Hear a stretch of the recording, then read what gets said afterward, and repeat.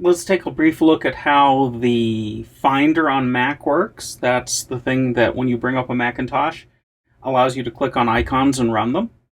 And the Explorer on Windows is the same kind of a tool. In the land of at least Ubuntu Linux, it is the Nautilus desktop application.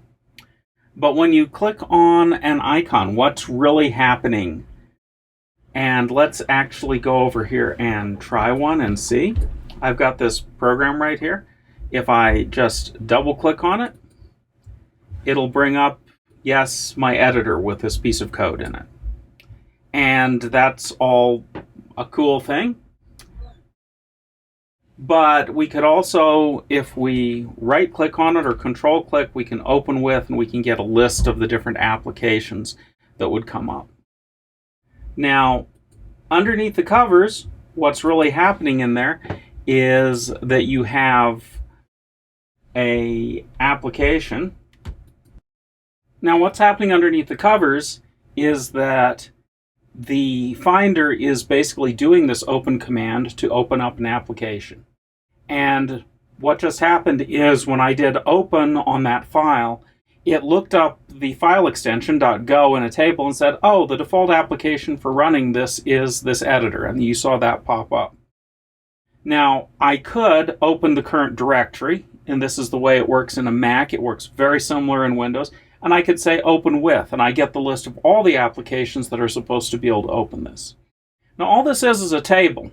And if you do get info on a Mac, or you go in and edit the file associations on Windows, you can see that, yeah, I've got some associations with this file extension, and the default association is MacVim, and I can change it. And all that file extension is a way to determine what application you start when you double-click on that particular kind of file. There's nothing special about the extension. It just happens that's the way it works. One of the disadvantages of this kind of approach is that there is an underlying assumption that every file has only one application that you want to use with it. And I find that to be incredibly irritating because when I work on images, I might generate an image from a structured vector graphic that produces a PNG file.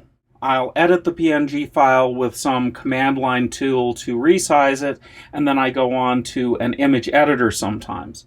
I use two different image editors, Photoshop and GIMP, regularly, so I need to be able to use both of them.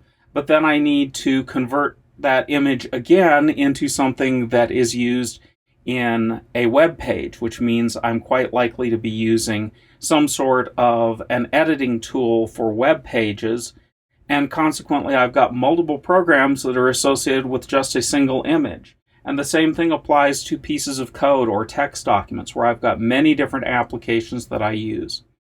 Lots and lots of people are what I would consider to be one application people. I find it to be quite hilarious and annoying, but it's always interesting to see somebody that knows PowerPoint and they want to do a table with computations, and consequently they do their computations in this table in PowerPoint. They don't know how to use Excel or any other tool. So this one file association applies to lots of people, but it doesn't make any sense whatsoever for somebody that's doing creative work and development.